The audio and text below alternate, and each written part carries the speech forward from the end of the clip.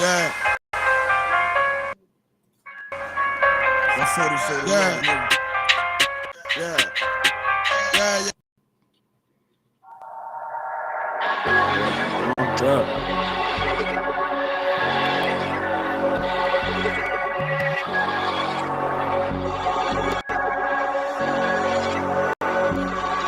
Don't let them take you out your spirit, gotta stay focused. Can't go back living how it was, cause it's repulsive. I don't ask for much, this all I ever wanted. And now I kill and die behind it, you can quote me. Yeah, these hoes for the streets, they ain't holy. I ain't pulling up as spiritual, what devils kiss your boots. We ain't no cowards, please don't say what you gon' do. Or post something on the internet you think you gotta prove.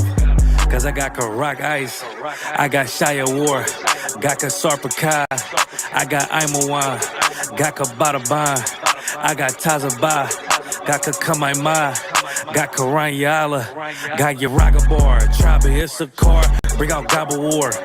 Couple young men in this bitch with a olive oil. If you ain't in these ranks, then you out of order. It's time for everything right now, it's time for war. And I'm still the same nigga when I'm not recording. I pull up, shoot from half like I'm Michael Jordan. I don't think they fit to join the Lord's army. I survived a Christian church, moral of the story. I done beat so many demons, I got war stories. Garment look so hardcore, look like I morphed on him. Appetite for battle, yeah, I'm war hungry. I ain't choose this life, the Lord chose me. I'm a certified priest and I don't take that lightly. How I feel about this shit, yeah, I can't describe it. I know they mad at me, cause I can't trust the white man. I gird up my loins and did something mighty. Yeah, what's done in private, it's gonna come to light. Speak the truth into these bones and watch them come to life. All my friends are dead, let loose all the plagues, yeah.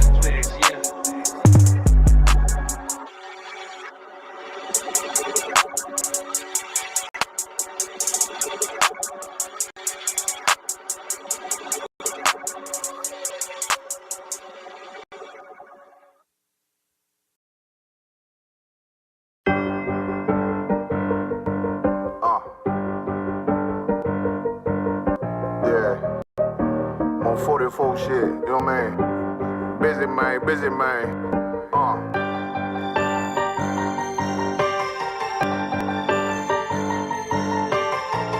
Look, when that shit drop, you step all the way on their neck, step on their neck and their head with that shit. I ain't show no mercy, we show them boy what time it is. I pop out like I'm Samuel, I got time to kill. Haters thought I died, I survived. They don't know how I did it, got it out the mud, straight to glory. They don't know how I feel, he nice but he don't show them skills, how I show them skills. He ride but he don't work the wheel, how I work the wheel. They mad, I'm too solid, circle tight, yeah, vacuum seal. No, they want my life, I ain't worried, I got rank for real. I got real soldiers, kill for me, nigga, watch yourself. They said you been in beast mode lately, you is not yourself. When you dropping that fire, precious marriage, they inquiring. They can't stop what's coming, but I see them conspiring. Cross the line, the firing. This bitch here, finna break the spin. No kindness, I don't trust you, circle small. You can keep your features. Me and my niggas don't keep no secrets. In the field like Jeepers Creepers, say they want some smoke, dawg. So I brought these chimney sweeps. Coming like we coming, you can't even cap. These niggas don't run it like we running, bitch, don't even start. Bitch, I'm with my niggas till the end, till them do us part. So if you wanna leave, you can leave, bitch. Bless your heart, fine in. I ain't show no mercy, we gon' show them boy what time it is. I pop out like I'm Samuel, I got time to kill. Haters thought I died, I survived. They don't know how I did it, got it out the mud, straight to glory. They don't know how I feel, he nice but he don't show them skills, how I show them skills. He ride but he don't work the wheel, how I work the wheel. Ooh, I got a man, circle tight, yeah, vacuum seal. I heard they want my life, I ain't worried, I got rate for real. Take over in effect, yeah, I'm fully focused. You might not see it on me, just know it's women, that bitch fully loaded. Ooh, yeah, we up and rolling. Told them I need major motion. Think I'm joking, I'ma school them niggas like they baby Jody. Got it out the dust, now I'm too clean, don't know why they hate me. What you want out life, dawg? Guns and butter, baby boy. UPK top, dawg. Certified road runner. I'ma turn that econ van to a damn tank. I got choppers stashed in the attic like they in front. They had that shit on lock till I snapped on them like bolt cutters. You cannot play both sides, gotta choose your colors.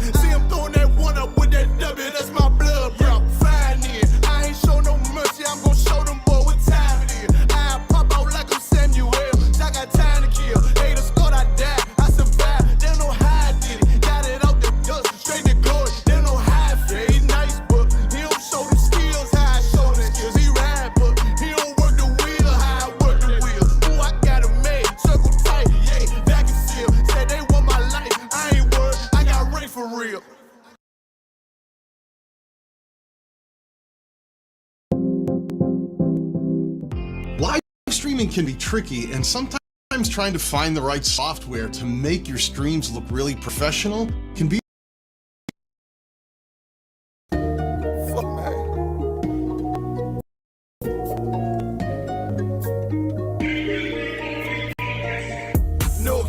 nigga came back down. I thought I'd let you know that I was gone, but I never left. I'm back now. I thought I'd let you know this brotherhood is a whip, and I never let it go. Never let it free. Shit, I kill for my niggas. I thought I'd let you know. No coward, no nigga came back down. I thought I'd let you know that I was gone, but I never left. I'm back now. I thought I'd let you know this brotherhood is a whip, and I never let it go. Never let it free. Shit, I kill for my niggas. I thought I'd let you know. Yeah, you nigga know I'm about to bring the heat, right?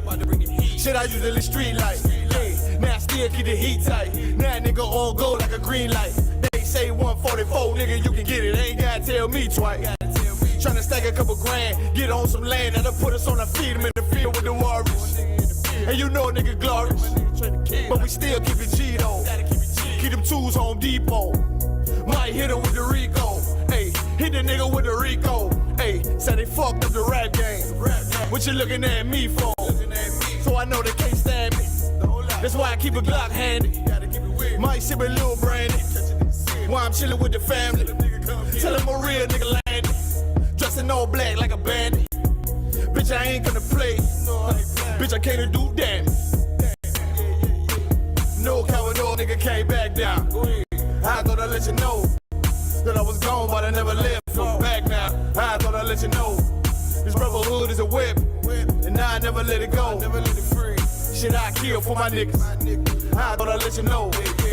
No coward, no nigga came back down. I thought I'd let you know that I was gone, but I never left. I'm back now. I thought I'd let you know this brotherhood is a whip, and I never let it go. Never let it free. Shit, I kill for my niggas. I thought I'd let you know. Back now we ballin'. Ain't Babylon falling. You know the pepper nigga walk. Nigga raised up, now I'm all in. And all I ever wanted was the win in the big body Benz. Now I'm gone in the wind, trying to stack a couple in. Now let's get it in, yeah, let's get it in. About to make the shit tremble. 144, the rebel. About to turn it up a level. Heat the bitch up like lava. And it probably bring a whole our mob. And all that we feel is our father. And I'm headed for the top dollar. And ain't none gonna stop me, none gonna stop. No coward, no nigga came back down. I thought I'd let you know that I was gone, but I never left. I'm back now. I thought I'd let you know this brotherhood is a whip, and I never let it go. Never let it free. Shit, I kill for my niggas. I thought I'd let you know. No coward, no nigga came back down. I thought I'd let you know that I was gone, but I never left. I'm back now. I thought I'd let you know this brotherhood is a whip, and I never let it go. Never let it free. Shit, I kill for my niggas. I thought I'd let you know.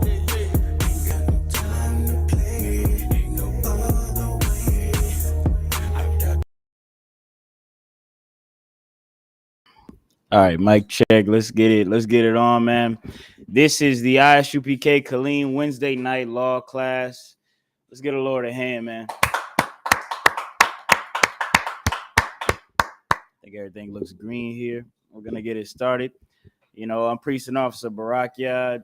You know, we in the city of Colleen, getting it on. Let's get right into it. My lesson tonight is how can we forget slavery and remember 9/11, remember the Queen, you know, love this nation in general. We're going to get into all of those juicy topics. I got scriptures, I got articles for you, you know, because oftentimes I hear from blacks, well, mostly white people, they say slavery was so long ago, you ought to forget it. You ought to, you know, why are you concerned about it? You know, we already let y'all free. Why are you still griping? Damn, get over it. And that is the kind of mentality that, you know, makes wicked Negroes like Martin Luther King, you know, who that brother off of the Boondocks, you know, I'm talking with the big eye.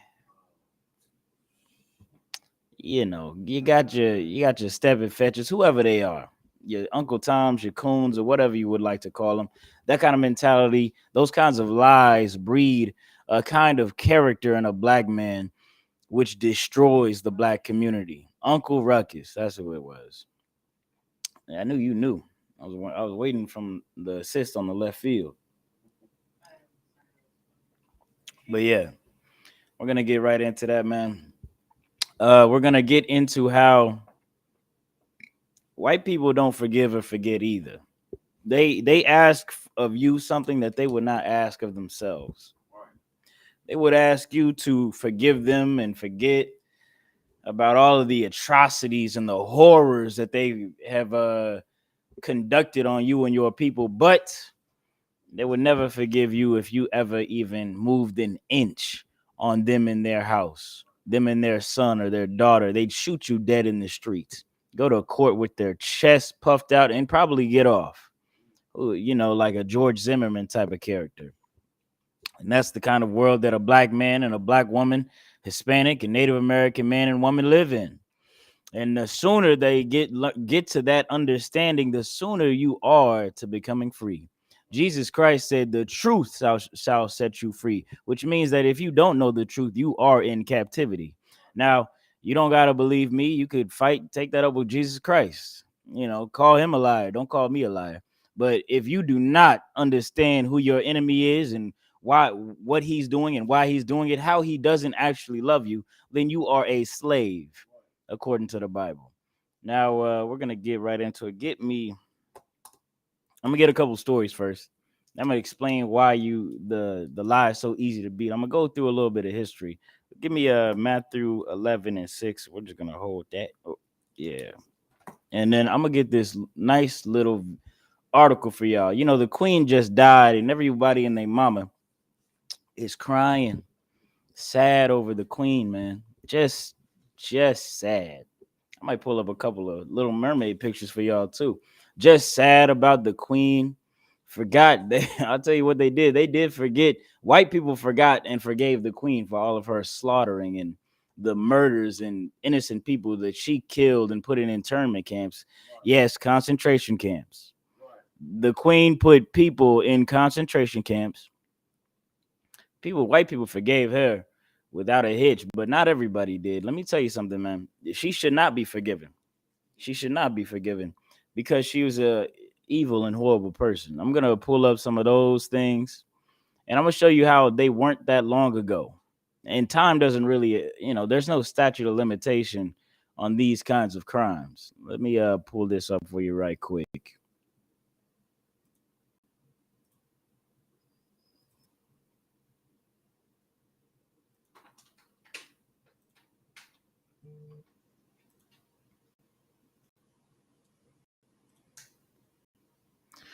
But you think you can read this? Let me check it out.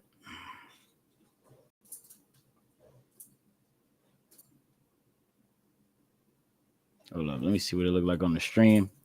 I'm gonna big it up on the. I'm gonna do it like this real quick. Okay, let's read the title of this. This is the title. 5 of the British Empire's worst atrocities under Queen Elizabeth's reign. All right, man. Look at that. Look at that crooked picture right there, boy. Look at that right there. That's your, your queen, your godly, the woman God appointed to rule the planet for you white folks. That's her right there. This evil. Let's see what let's run through her body count. For you sisters, yeah. All right, just read that right there. Okay, this is the Malayan emergency, 1948 through 1960. That's not too long ago, priest. What is that? 60 years ago? 60 years ago was 1960. This was 60 years ago. I think you know a few 60-year-old people out there. The Malayan emergency was a guerrilla war dip between British armed forces and the Malayan National Liberation Army, the military wing of the Malayan Communist Party, which began 4 years before Queen Elizabeth's reign and continued 8 years after she ascended the throne. The MNLA sought independence from the British colonial government and began waging guerrilla attacks on rubber plantations, police stations, and transportation and infrastructure networks. Let me tell you something about the British colonies. They were terrible if you weren't white. They were terrible. You were basically a slave if you were an indigenous person. And these Malayans, they were fed up with it. They were tired of it. They didn't want to suffer as a slave anymore. So they rose up. They rose up and fought. Some of them did, not all of them. Let's see what let's see what Queen Elizabeth's retaliation was. On June 18th, 1948, in response to the attacks, British authorities declared a state emergency, triggering a 12-year-long war, scorched earth terror campaign in which the British Army set fire to homes and farmland belonging to those suspected of having ties to the MNLA, relocated an estimate 400,000 to 1 million people into concentration camps called New Villages, and sprayed crops with Agent Orange to starve insurgents. Let me tell you something. Right after, as soon as that happened, Queen Elizabeth said, "You're not going. My slaves are not going to, go against me. That's not what's going to happen." Queen Elizabeth instituted the most ruthless tactics in war possible.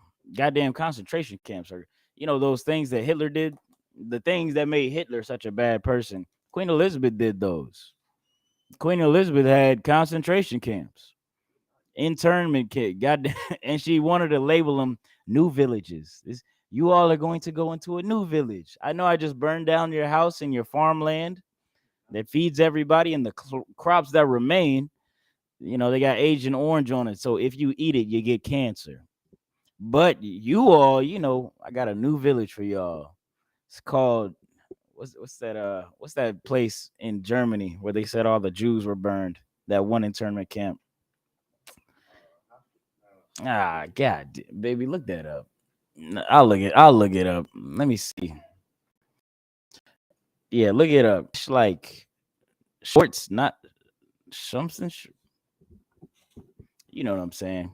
But that's what your Queen Elizabeth was like. Now, did the Malayans forgive her? Before anybody cried over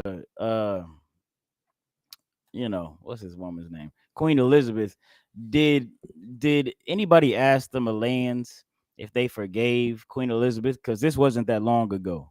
This wasn't so far off into the Auschwitz. Yeah. She said, "Look, I know you liked your house and all that, but I got a new spot. It's called Auschwitz.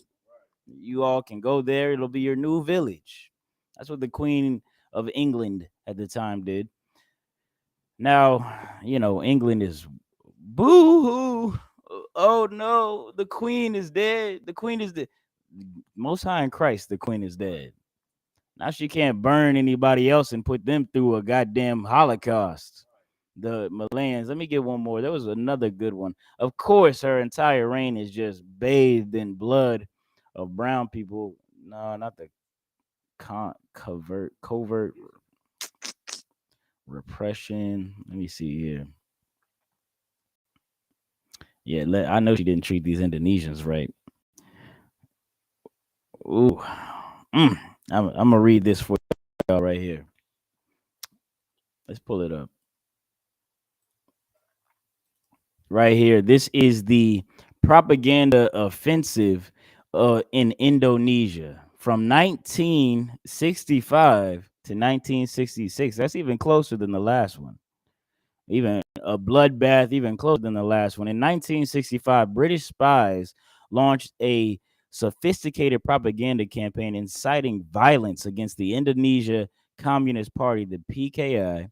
Then the third largest communist party in the world from Singapore. The British propagandists created newsletters supposedly written in Indonesian by Indonesian diaspora, encouraging those within the country, including army generals, to cut out, quote unquote, cut out the communist cancer and eliminate the PKI. The PKI, they said, were, quote, is now a wounded snake, and quote, now is the time to kill it before it it has a chance to recover.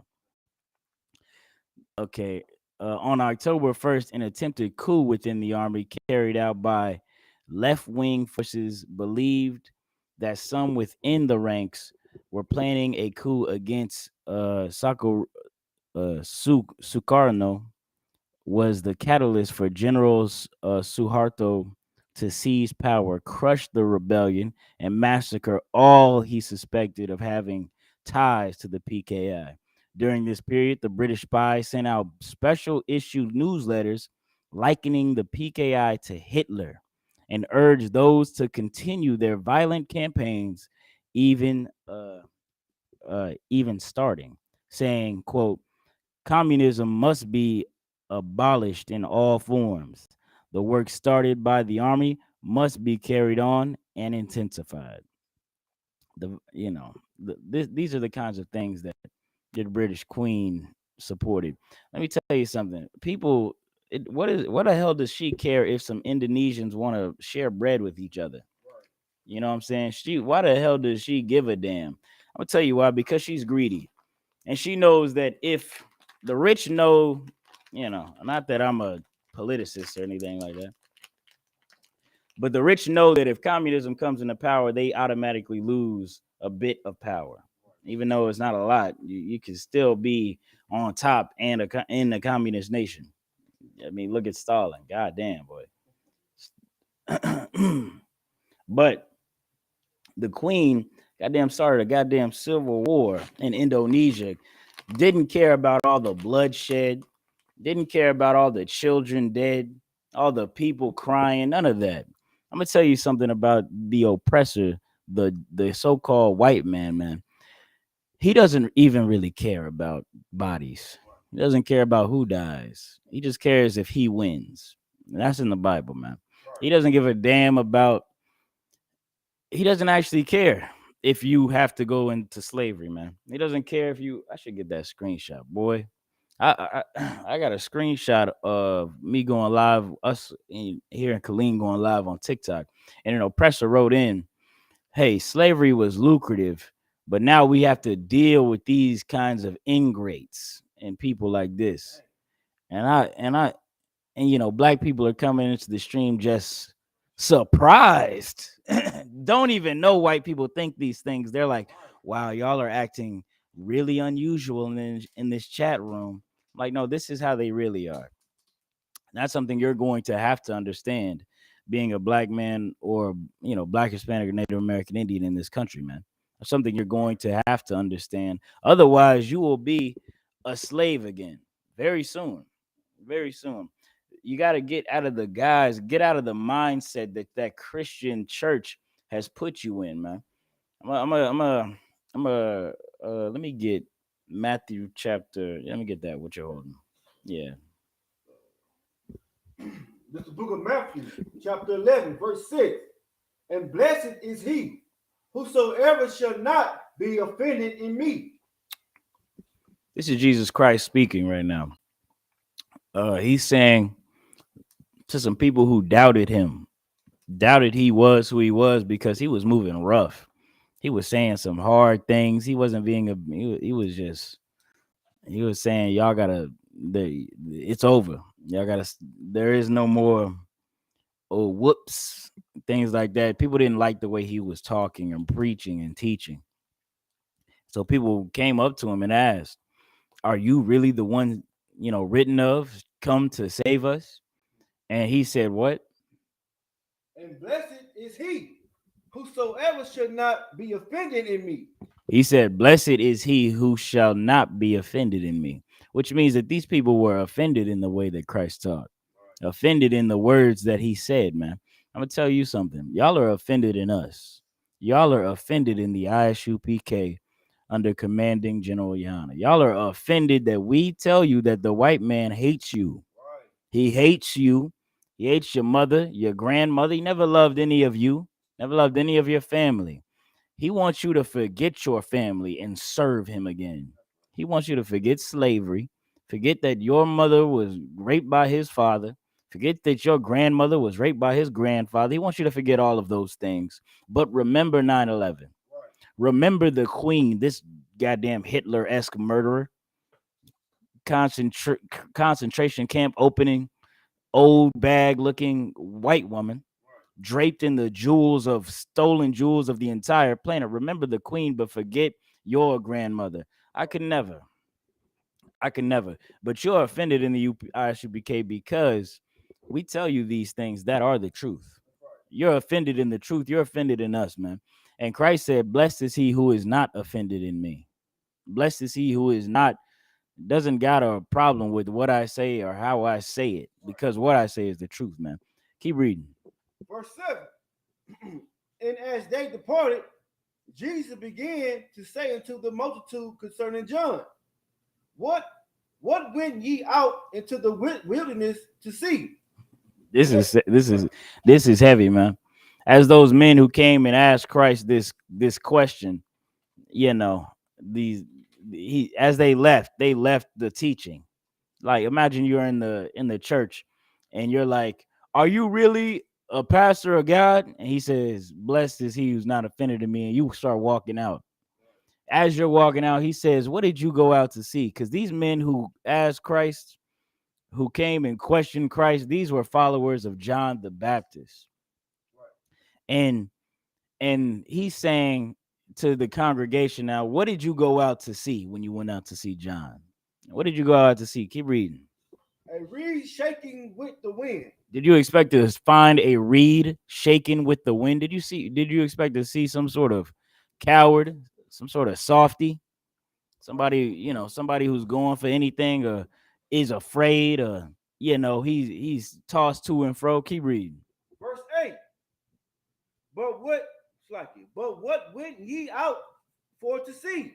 He said, but what went ye out for to see? But what did you go out there for if not that? You didn't go out there to see a coward, did you? What did you go out there for? Keep reading. A man clothed in a soft raiment. Did you go out there to see a Christian pastor with a Gucci belt? Did you go out there into the wilderness to go find an Armani suit, a $250,000 diamond watch wearing, Louis Vuitton shoe having, Benz driving pastor? Did you go out there to see the Queen of England draped in the jewels that she stole from every country on the planet Earth? Did you go out there? Is that who you would think that God has put on the earth to show you the way to get to the kingdom of heaven? Is that what blacks and Hispanics and Native American Indians think? Is that how they expect God to move? No matter how much slaughter these people bring upon the earth, no matter how much captivity and slavery and poverty and drug addiction and drug infestation they wage on the planet earth, Jesus is white, so it's got to be right. It sounds about white to me. Is that what you blacks and Hispanics and Native American Indians think? Is that what you expect God to put on the planet to show that he is with somebody? Keep reading. Behold, they that wear soft clothing are in kings' houses. Christ said, behold, they that wear soft clothing are in kings' houses, man. That's your Joel Osteen. Yeah, look, Right. you didn't go out to the wilderness to find a man like that. Those men, you know where they're at. They're in a mega church. Right. They're in a mega church lying and molesting children. They're in a Catholic cathedral lying and molesting children. Oh, goddamn, boy. I seen a goddamn report today. You Christians, y'all making me want to vomit. Y'all make me want to vomit. Let me tell you, I seen a report today, happened earlier this year in May, right? Allegedly, I believe it in my heart of hearts.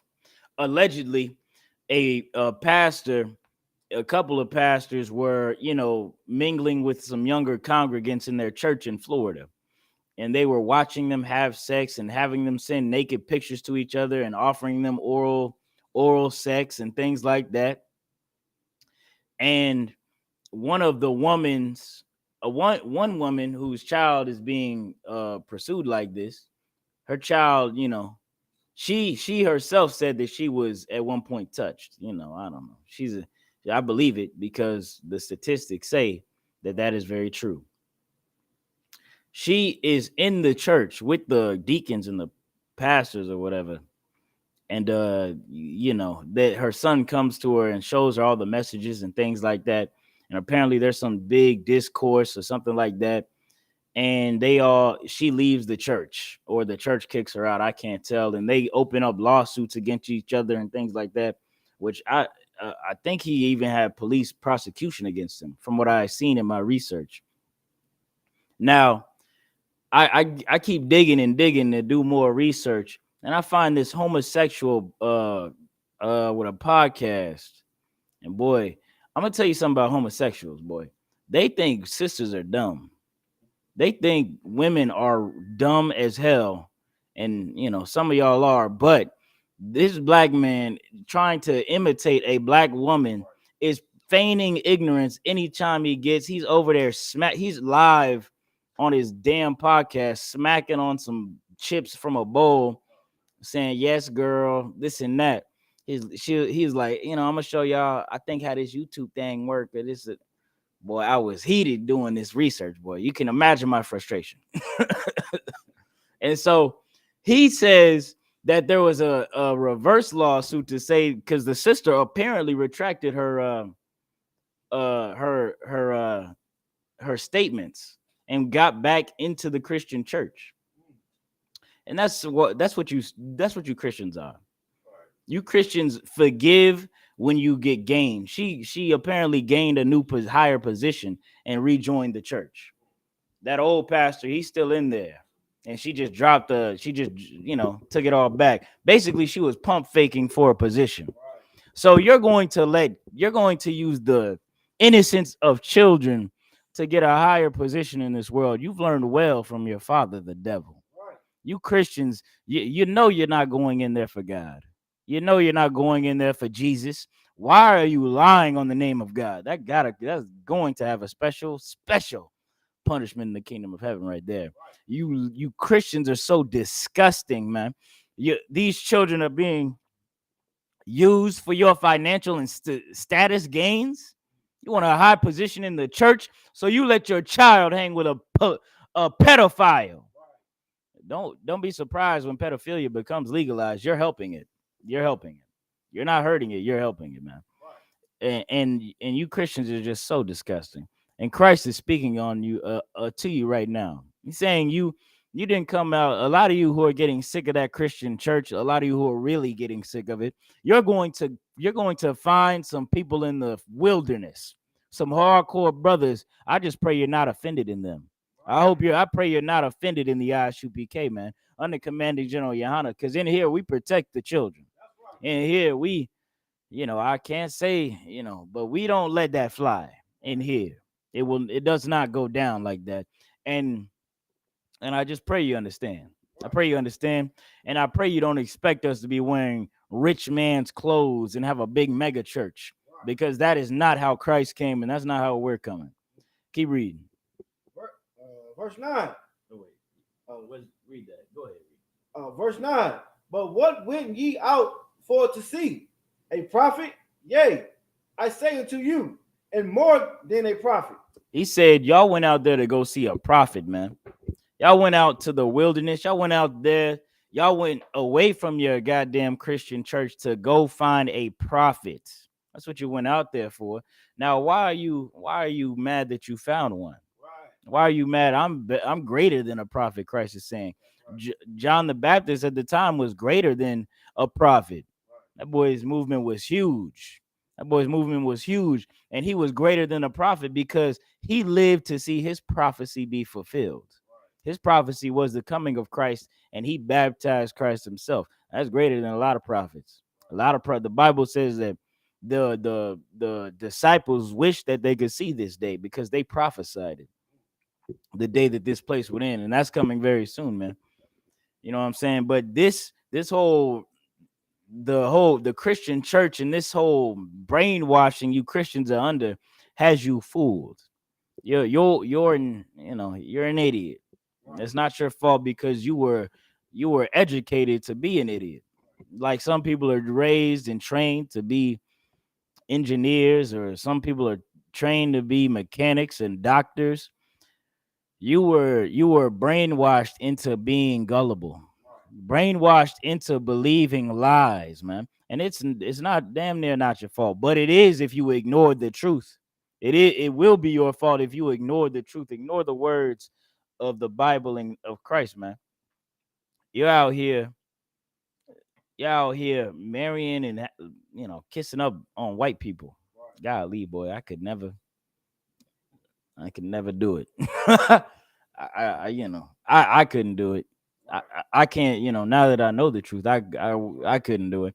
But y'all are out here defending it after we tell you, the God says it's a lie. Here's the precepts.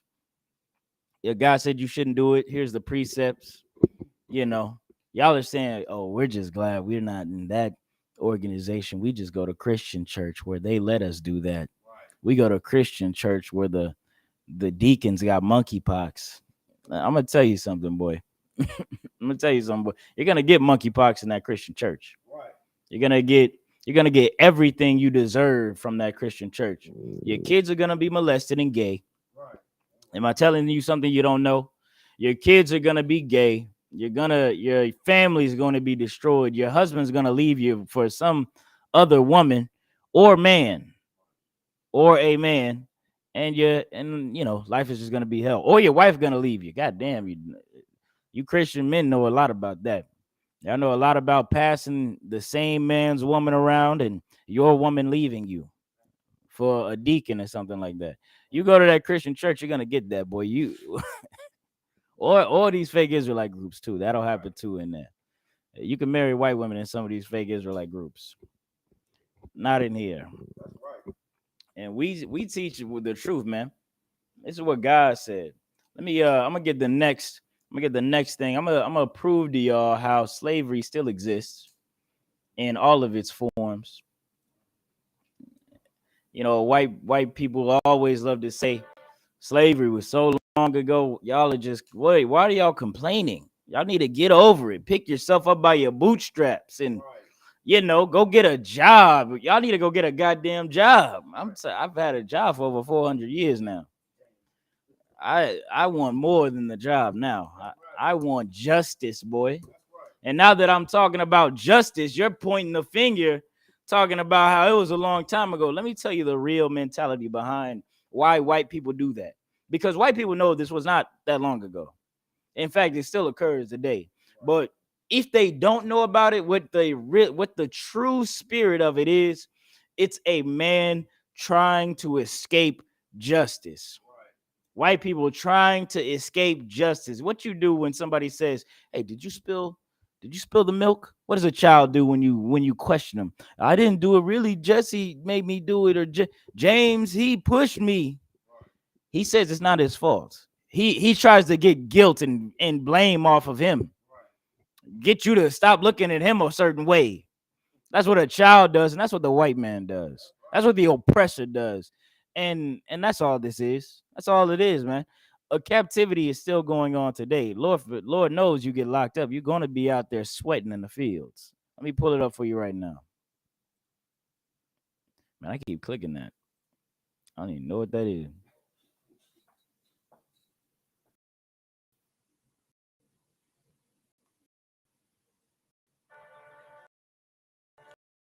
State America's most unusual prisons because it is in some ways plantation.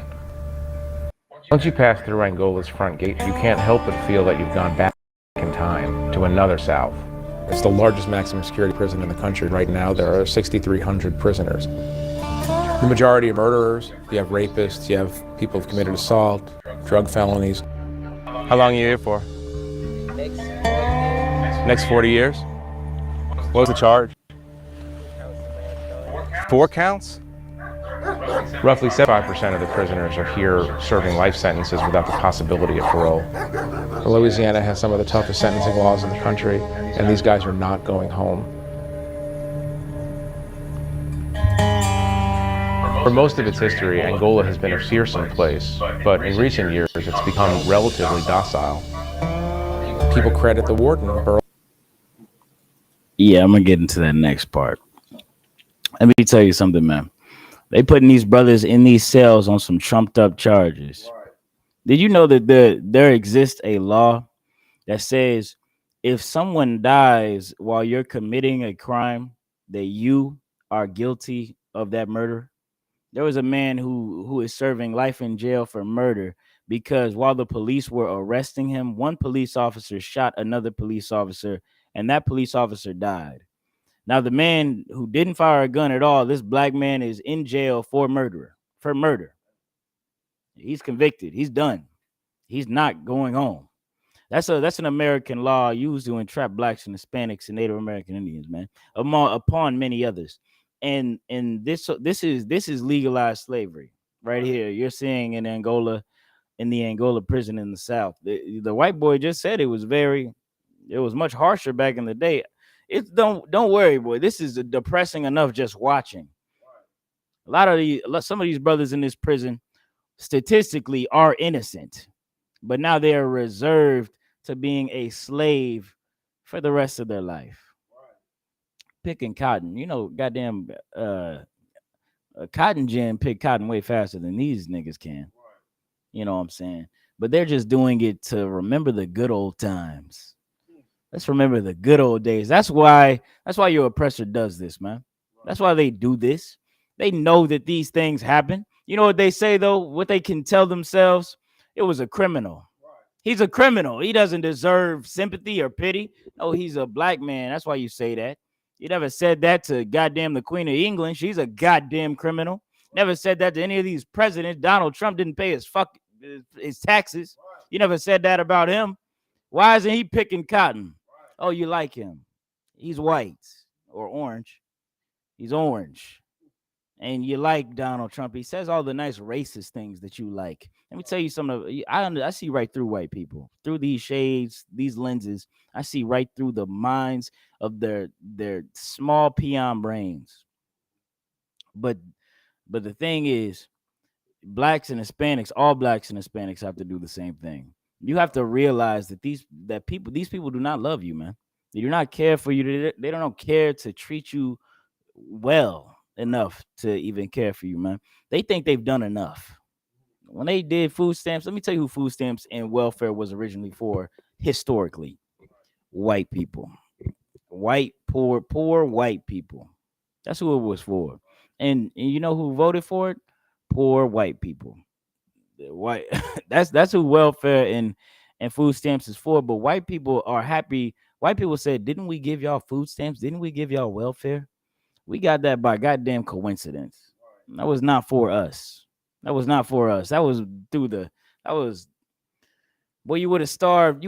That's how far they went to keep black people down. Do you know that? There was an entire presidency. People were starving to death, opening, tent cities all over the United States, in New York, in Washington, D.C., right behind the goddamn White House. White people, mostly in these cities. I forgot which president. His name is Hoover something, but not the FBI Hoover, another Hoover. But this president refused to help them with government aid. He refused it because he said, what if black people get it? So he would have rather let white people starve. That's how much white people hate black people, man. Historically speaking. I'm not, this is not my opinion. These are all historical things you can research. You have a Google right in front of you if you're at home or in the car or wherever you're at watching this class, or if you're in your chair in YouTube headquarters. Do not take my video down. Google this first, because that is exactly what happened. And when he got out of office, he went in his entire term without helping these people Hoover. They called those tent cities Hoovervilles. And then the next president immediately was like, all right, we got to get food stamps and welfare out here. This is getting crazy. We got people dying in tent cities in the middle of the day from starvation. You know what I'm saying? It's like, you got something to say? Oh no, I was trying to see what year, what year that was in. I can look it up. Hey, It was right around it was right before the Great Depression. oh, okay. Oh, okay. 'Cause I know Roosevelt was the president during the Great Depression, and Yeah, I think Roosevelt was. Yeah, sometime the, after. the younger was his not Teddy, but Franklin. Oh, okay. But just to go on this right here though with the prison, the Anglo prison in Louisiana, you know, it kind of remind me of when America's building back up, you know, after slavery, and they was trying to throw anybody in there, any black, Hispanic, Native American up in prison for any, like you Right. said, chumped up charge, you know. Right. This was exactly what it reminded me of. That boy got 4 involuntary. I don't even know how you do that. That's a tough one. They just gave that boy all of that. Yeah, it was during the Great Depression. This was during the 30s and before. Hooverville was a shanty town built during the Great Depression by the homeless in the United States.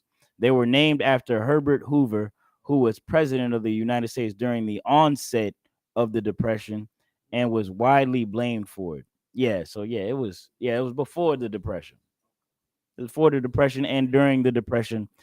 And the next president immediately had to give everybody, white people, food stamps and welfare. But Herbert Hoover is on record saying, you know, what if black people use it?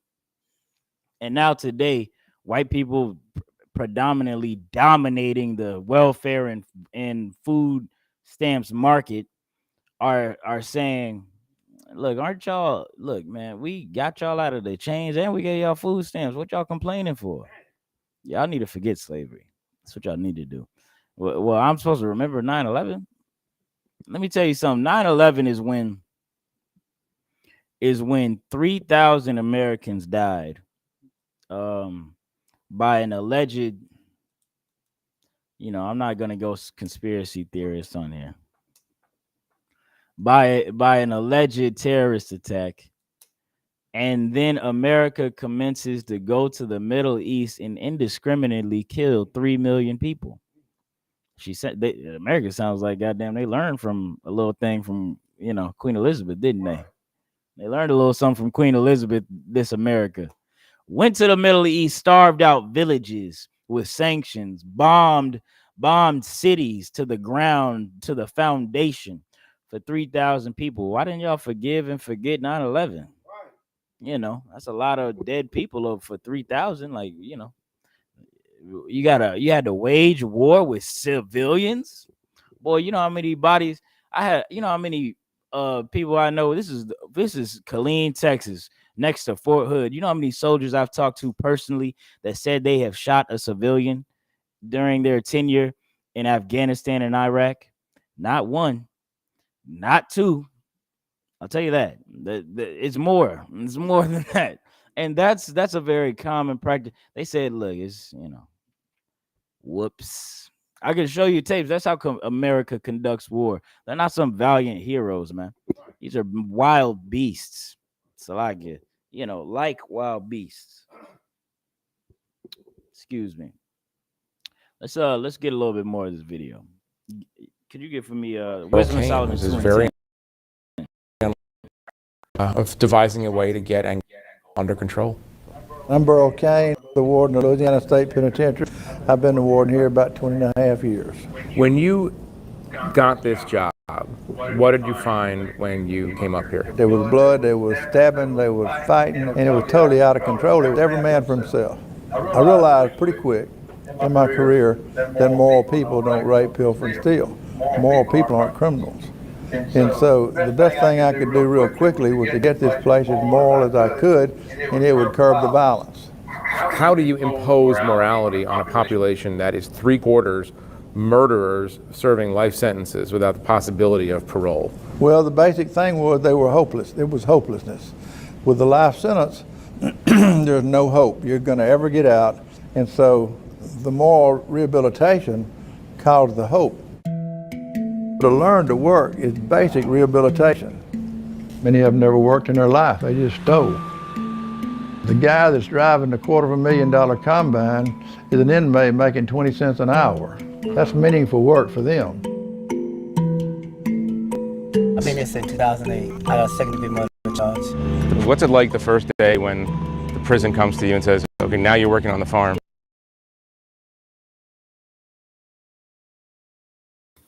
Salaki, did y'all hear that? He just told y'all how to make a good slave. Yeah, I know that sounded real jargonish, baby. Can you see me one time? Let me see this real quick, boy. He just told you how to make a good slave. He said, look, they didn't have no hope, you know. None of them ever worked in their life. All they did was steal. Which I don't know how he knows that. Good guess, I guess. You know, just a good guess. Let me tell you something. Most of the brothers in this prison, guess what color they are, man? They're black. Damn, I think I overdid it right there. They're black. And this man said they had no hope. They know they're all here serving a life sentence, another sentence or this or that. And what I did was, I gave him a little change. Gave him a quarter an hour. The dude driving a $250,000 combine gets a quarter an hour.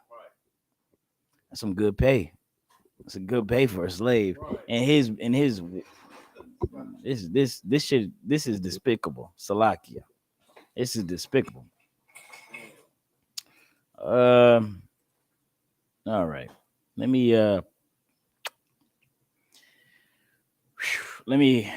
play a little more, then we're gonna get to this precept. Well, then when I first came here, I see the kind of type of work here. I feel like this. I said, that work not gonna be bad, you know. I love doing all work. You think these young guys like to work? They like to No, I don't like to work at all. Before the Civil War, Angola was a plantation. Today, there's a reasonable chance that some of the men working this farm are descendants of the slaves who once picked cotton here. Once a prison doctor clears an inmate for work, that prisoner's got a job, whether he likes it or not. God doesn't care if you're mad and angry. He wants you to All right, talk. I think that'll be enough. The excellent closer on there. He has a job whether he likes it or not. Slavery is so long ago, Bunzan. You know, I don't know what these black people are talking about. Why are they still What's all the marching about? You police shoot everybody, man. You know, learn to shut up. Quit crying. Go get a job. Get a job like the rest of us. Do some work, whether you like it or not. That's what your oppressor has, man, in store for you. And after you get your job, do you think he cares for you still? He does not. He does not. Give me what I asked for. Wisdom of Solomon 2 and 10. Okay. This is the book of wisdom. This is the book of wisdom, Solomon, chapter 2, verse 10. Let us oppress the poor righteous man. Read that again. Let us oppress the poor righteous man. Let us oppress the poor righteous man. This is the wicked speaking to the righteous man, speaking amongst themselves. They're saying, let us oppress the poor righteous man. Let us do that. That's good in our eyes. That's good in Queen Elizabeth's eyes, Joe Biden and Donald Trump's eyes. Let us oppress them. Let's oppress them. Give them labor harder than they have. They're poor already. They're easy to manipulate, easy to destroy, easy to use. Keep reading. Let us not spare the widow. Let's not spare that single baby mama either. She's not getting away. Right. No. Let us oppress her as well. Let's laden her with burdens on top of, single parenting. Let's just make sure if she got a baby daddy that's alive, she can't get assistance from the government unless that baby daddy is on child support. So basically, he can't leave the country and he cannot vote if he's late. He can't do a lot of things if he's late. God damn it, we can lock him up at any time, whether it be legitimate or illegitimate. Read that again. Let us not spare the widow. Don't spare the widow. Keep reading. Nor reverence the ancient gray hairs of the age. Or these old men either. These old people, they're going to get it too. That brother on that video said, he had to find pride in his work. Let me tell you something that comes with a situation you're in like that. That's why that warden was talking about all the stabbing and the blood and things like that. What comes on to a brother like that in a situation that he's in a cage like that is madness and anger and wrath. That's why that black man, that old black man, he had to find some sort of happiness in it. Had to find some sort of pride or esteem, some sort of accomplishment in it. And he said, and that's exactly what this wicked kingdom has done. It's oppressed the old man. You got to work till you're 75. Let me tell you something. I was in a warehouse. I was working a warehouse job. Boy, I never felt like a slave till then. Well, there was one other job I felt like a real slave. But boy, I was working that job. God damn, they worked you hard, boy.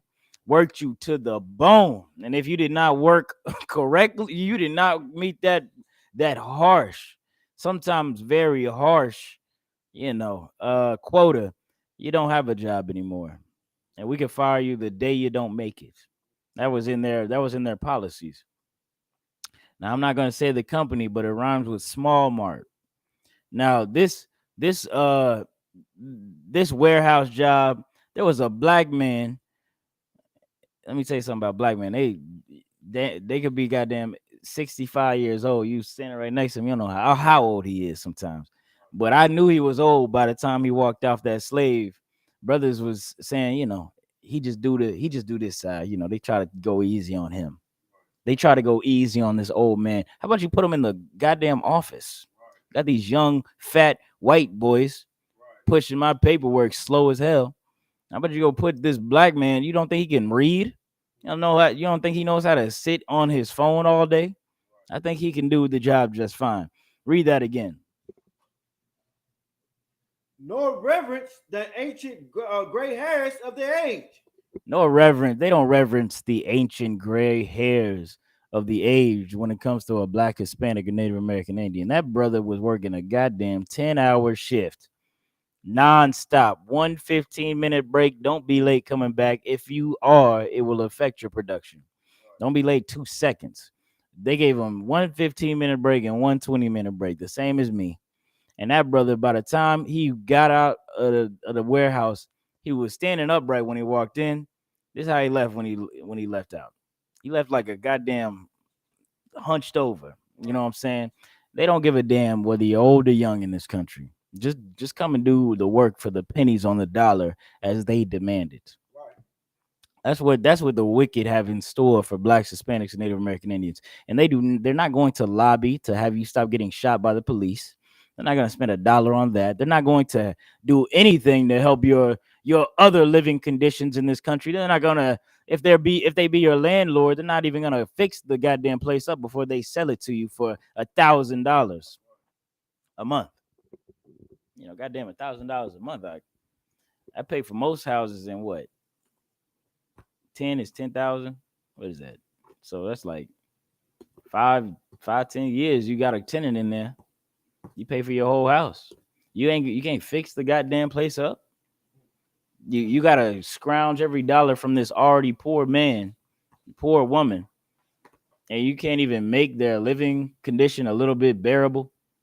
They don't care about blacks, Hispanics, and Native American Indians, but they expect you to care about them. They expect you to care about them. Keep reading. Verse 11. Let our strength be the law of justice. They say to themselves, let our strength be the law of justice. They say to themselves, man, look, they got a problem with it. Take it up with the judge or the police. They murder legally in this country. The police do. Just today or the other day, a 16-year-old brother was shot 8 times in the back in St. Louis. He's black. Police officer, the police officer still got his job, because he was in fear of his life or whatever the hell they say. Whatever they have to say to get away with the legal murder of blacks, Hispanics, and Native American Indians, man. They say let their strength be in the law. And that's what it is, man. That's where this is the Bible. These are the words of God, man. These are the words of God. And you don't even want to believe them. They're here to make you see the lights. Make you see the truth that these people are here to destroy you, as they have for the last eon, goddamn, since antiquity, since before America was, they were hunting your steps. Goddamn, even in ancient Judea with the Romans, before then even. Goddamn, they was hunting us when we was coming out of Egypt, slaying old men and women in the back of the line. That's what your oppressor is like, man.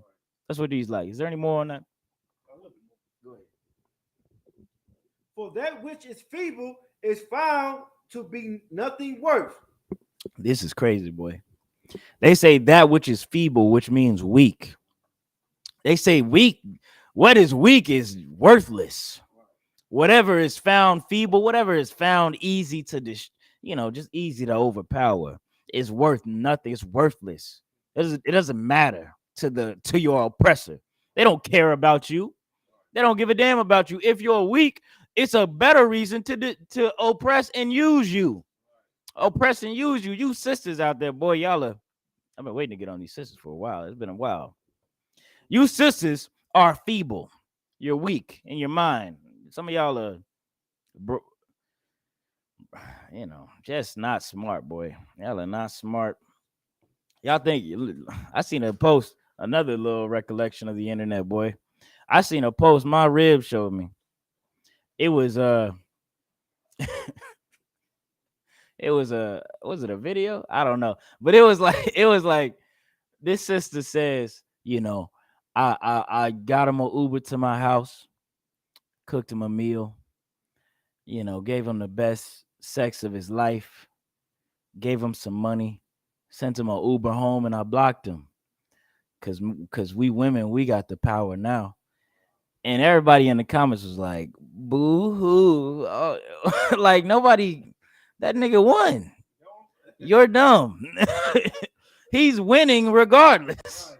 If he wanted to keep you, he still won because he got. Oh, she didn't want to keep me. What's the game say? Look, you can't keep a woman that want to be kept. Can't keep a hoe. Can't turn a hoe to a housewife. That boy ain't missing you. Go. You got a question? Your comment, baby?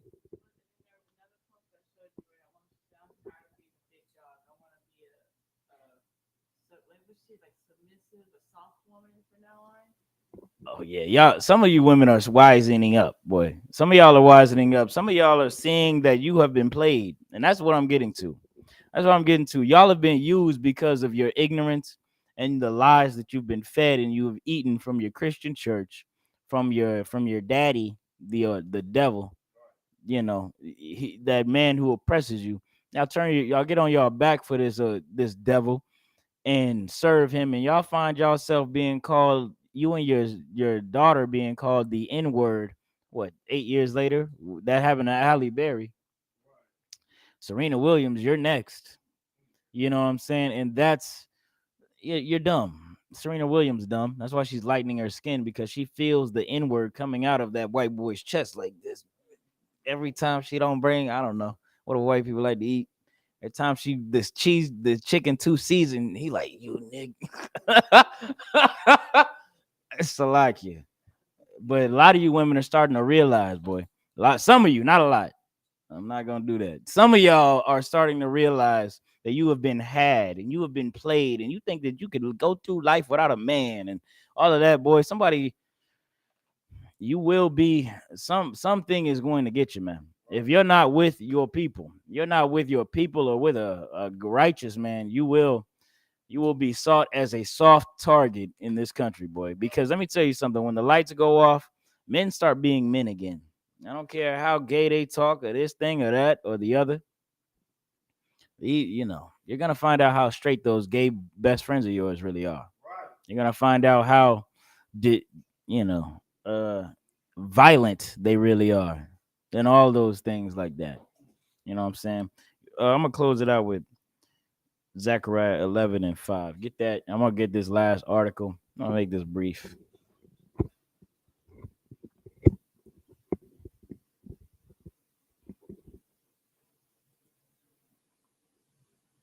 I'm gonna show you some of the violence that has happened.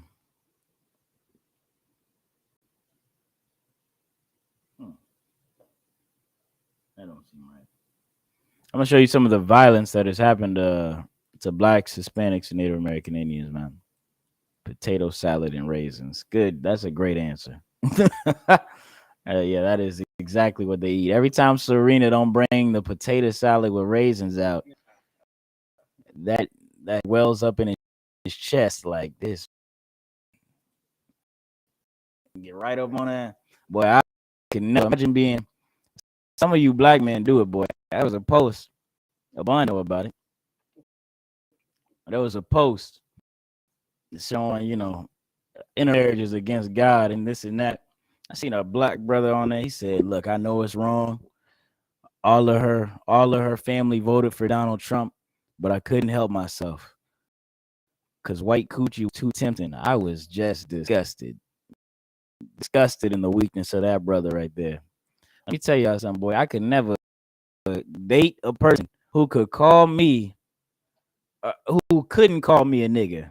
I'll say it like that. I could never date a person who couldn't call me a nigga, and that's how it be, man. That's how God made it. Let's go ahead and read this. 5 Black American towns hidden under the lakes, and ultimately from history books. Let me tell you something. They want you to believe that all this oppression and all this death and murder and lynching was, forever ago. It was so long ago. Why are you still talking about it? I'm gonna show you 5 instances of where it was less than 100 years ago.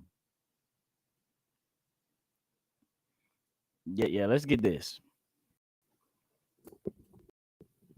Number 1, Oscarville, Georgia. Lake Lanier is a popular weekend destination known for fishing, boating, and so much more, including an eerie reputation. That's like it. That has deemed it as haunted in Georgia. But one lesser known fact is the lake sits on top of the black town Oscarville. If anybody's seen Georgia, the show, what that boy, Donald Glover, Donald Glover. He's got, I think, episode 1 of the new season has as a scene from this lake about how it's haunted and there's souls that will pull you down under the water. And that's because of this story right here. Let's keep going. Oscarville was burnt down in 1912, and more than 1,000 residents were forced to flee following the allegations of rape. Rob Edwards was arrested in September 1912, along with Ernie Knox and Oscar Daniel, both teenagers, are all accused of raping and murdering a young white woman named Mae Crow. I'm gonna tell you the truth behind this story. A white man did that, or white men did this. These young black men know not to touch a white skin. They knew what black men don't know today. In 1912, that was less than 100 years ago. Or what? Yes, less than 100 years ago. They knew not to touch a white woman. They were accused of it anyways, and their whole town was burned to the ground. Their whole town was burned to the ground, and then they flooded it and built a lake over top of it. Built a whole lake over top of it. But slavery was so long ago. It was so, it was so far. So, why are we still talking about it? Let's get another one. I'm gonna get one more, and then I'm gonna go ahead and tie this up. Do I want to do Seneca Village? Seneca Village is a good one. Seneca Village is underwater too. That's in the middle of Manhattan, boy. That's how much they hate us. Burning us isn't enough. So we never come back. Put 1,000 gallons of water over there. All right.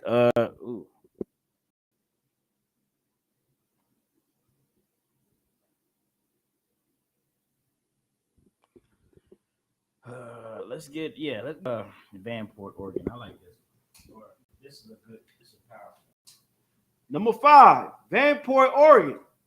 In the 1940s, Vanport was the center of a booming shipyard industrial because of World War II and quickly became the second largest city in the state. But as World War II saw white men drafted to serve overseas, a labor shortage pulled in a great, good night, great, oh, it's like great immigration of blacks from the South, with soldiers being drafted overseas to fight in the war. Oregon saw a labor shortage. This resulted in a great migration of black Americans from the South. These new workers needed a place to live, as the Albana neighborhood was the only place where black people could live legally. It became too small for the growing population of black Americans, and Vanport was built as a temporary housing solution. At its peak, 40,000 residents, or 40% were African American. But then in 1948, massive flooding erupted in the neighborhood, and the city officials didn't warn the residents of the dangerous high water levels. Many didn't evacuate in time. The town was wiped out within a day. 18,500 families were displaced, more than a third black Americans. Let me tell you something, man. Imagine going to sleep and not waking up because 1,000 gallons of water were thrust upon you by the devil that the Bible speaks of, man. 40,000 souls, or 40,000, estimated of 40,000 black people lived in this Vanica, Oregon, and without warning, they were goddamn flooded to death because you know what their oppressors saw. They weren't useful anymore. The war was over. White men, some white men came back home. They didn't like all these black people around. We need to get rid of them. That's all that was. And that's all that became. And now they got a lake. Look, they thought it was a good trade. Got rid of your black town, and we got a lake now. Some cold business, boy. But God loves everybody. But God, and we forget slavery. It was a long time ago. Yada yada. Let's keep reading. Today, that area is known as Delta Peak. Oh, it's like a Delta Park. Yeah. Damn. I was hoping I get the date. Give me the date for when that incident in Oregon. Airport. Yeah.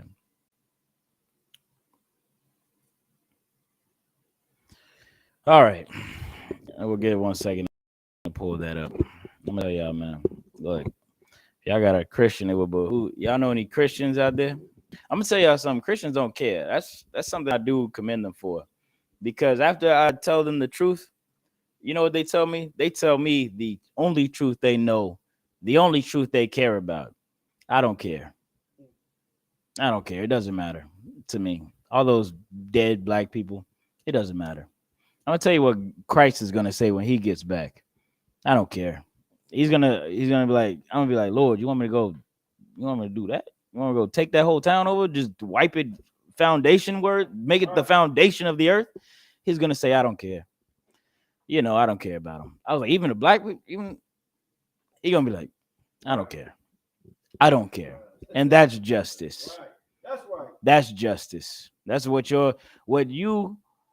that the golden rule? Isn't that what the Christians love to say? The golden rule. Right. Do unto others as you would want done unto yourself. You're going to get that, Christians. Everybody's going to get it. I'm going to get it. You're going to get it. I just pray. What does the Bible also say? You will reap what you sow. I just pray you sow something better than not giving a damn about your people. Right. I pray you sow something better than that. You got it? What day was that? What year was it? 1948. 1948. That was much less than 100 years ago. I got some people that was born in 1948. Drowned them to death in the darkness of night. without warning. Many people didn't make it out. What you gonna say to that? You don't care? You got to plan a revival with your gay guest pastor and your gay deaconesses. Some of these women leading the church. Crazy to me. It's low key some boy, this John getting crazy out here. I tell you that, boy. I wasn't a Christian very long. But boy, I just don't get it. I do not get it, boy. You're a black church, you know. The only asset, the only reason you're a black church is because white people can't sing. Is that the only reason? Otherwise, you'll let them right in and get slaughtered like that, like them brothers down. Was it in Georgia with Dylan Roof? You get just be done just like them. That's the only reason. I'm gonna tell you something. We don't let them in here for safety reasons. That's protocol. That's according to the Bible. That's not. I have to get. Well, I get nervous when I start talking like this. I read so many goddamn internet policies. I just start. It's like a spidey sense now. Give me that precept I asked for. This is the book of Zechariah, chapter 11, verse 5. Who processors slay them and hold themselves not guilty. They didn't hold themselves for guilty for Vanport, Oregon. Nobody went to jail for that. They possess you and hold themselves not guilty. They didn't hold themselves guilty for slavery. I'm gonna tell you something. A white boy got into an argument with me talking about forget slavery. It was so long ago. I was like, you should tell that to Jewish people first, and then I might believe you. He said the Holocaust and slavery are two different things. And he was like, and plus that's all over. Nobody cares about that either. I was like, well, Germany is still paying reparations. Jewish people got an entire country out of it. I think they got a pretty good. I think there was a big sorry behind that. They can't even German people can't even say I don't know what's a Nazi phrase. They can't draw a swastika. It's a felony to draw a swastika in Germany. Imagine if it was a felony to burn a cross. It's not. But imagine if it was a felony to tie a noose. Imagine the power behind that. But they don't give a damn about black people. They don't give a damn about you, man. And that's the thing. You white people don't really give a damn. You just want to escape God's judgment, but you're not. You're not going to escape God's judgment. Just because you hold yourself not guilty doesn't mean God will.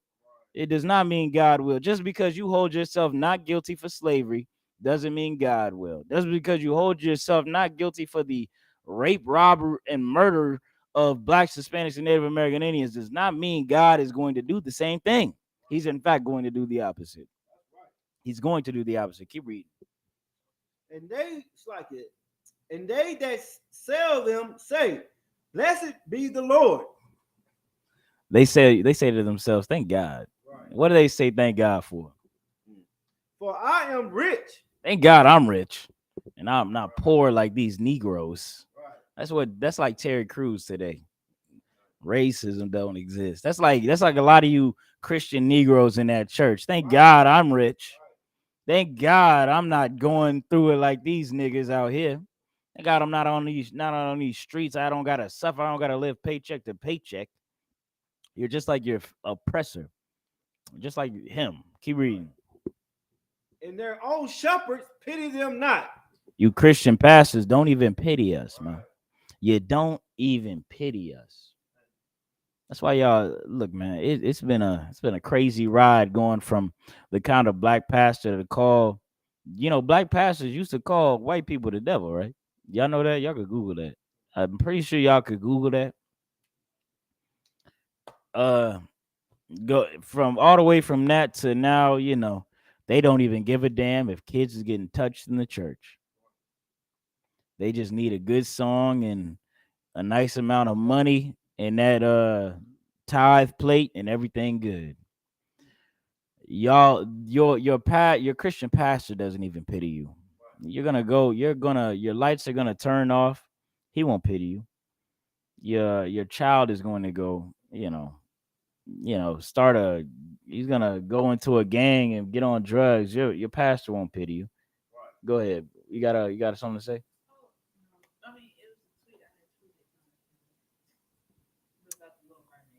Oh, okay. Yeah, that goddamn Little Mermaid situation brought bringing out the true colors of white people, boy.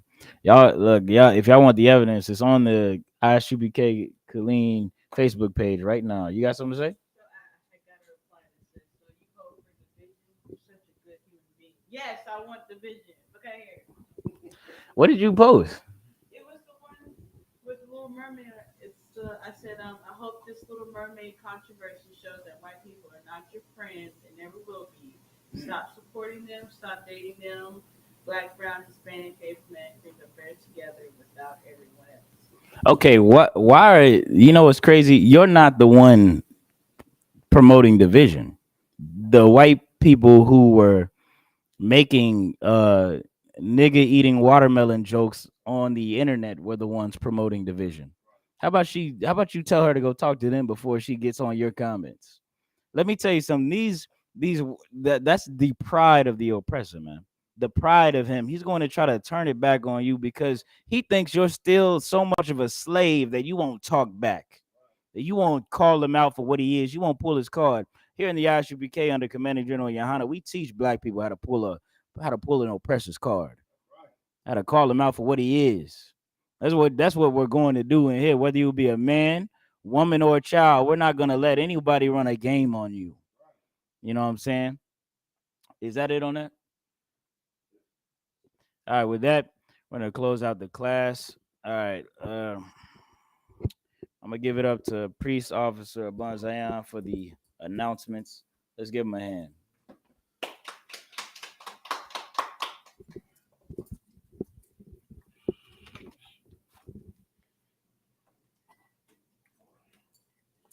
This is the ISUPK security announcements. We are the ISUPK started out 1 West, 125th Street, Harlem, New York, under Commander Junior Hunter. Rules for new brothers and sisters. When a new brother or sister comes to the school, they are off limits for 6 months. They are to be saluted only. They are here to shut themselves with the world. If they need transportation, the teacher will arrange it. After 6 months, if a brother or sister has an interest in a particular person, he or she must get permission from the head to speak to a brother or sister. There's another 6 months in which the brother and sister will court each other. After this 6 months period, the brother and sister will get permission from the head to marry. Ties, which is the commandment. Numbers chapter 18, verse 21. In Malachi chapter 3, verses 8 through 10, means tenth in the Hebrew, ma'asharah, tenth of every penny of any increase the Lord give you. Give to treasury department or teacher. Priest fund, free will offering for priests, not mandatory, whatsoever amount you would like. Upcoming holy convocation. Okay, so we have the memorial of blowing of trumpets. First day of the 7th month, Sunday, the 25th of September, 2022. You can find it in Leviticus chapter 23, verses 24 through 25. Remind Akim and Akwat to check the bulletin board in the hallway. If anyone wants to be a trooper in the school, to start wearing all black, boots, shirts, pants, headbands, and scarf. And that includes the ISUPK security announcement. All right, with that, men of Israel, Imadium, which means everyone stand. I'm going to give a courtesy salute to the brothers, then to the sisters, and then we're going to say the Lord's Prayer in Hebrew and in English. All right, men of Israel, Imadium Shabbat, Imadium, Barak, Yahweh Hashem Yahushua Barakatah, Yad Yamatah. Sorry, turn to face the sisters. Men of Israel, Imadium Shabbat, Imadium, Barak, Yahweh Shemar Atah B'Hashem Yahushua. Yad Yamatah. All right, sorry, turn and face the east. Let me get that real quick. We're going to do the Lord's Prayer in Hebrew and English.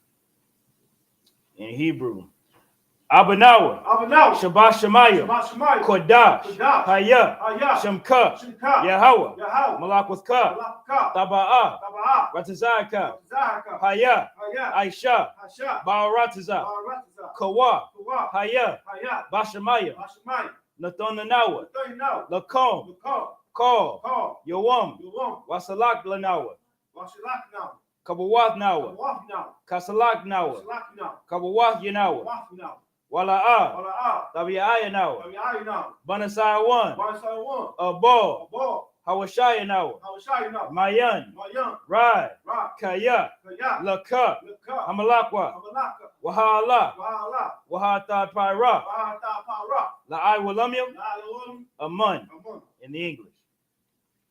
Our Father, Our Father, which art in heaven, hallowed be thy name. Hallowed be thy name. Yahweh, Yahweh. thy kingdom come. Thy kingdom come. Thy will be done, Thy will be done in earth in earth as it is in heaven. as it is in heaven. Give us this day Give us this day our daily bread, our daily bread. and forgive us our debts And give us our debt as we forgive our debtors. and we forgive our debtors. And lead us not into temptation, Lead us not into temptation, but deliver us from evil. deliver us from evil. For thine is the kingdom, Thine is the kingdom and the power, and the power and the glory and glory forever. forever. So be it. So be it. All right. I did it backwards again. All right, class dismissed.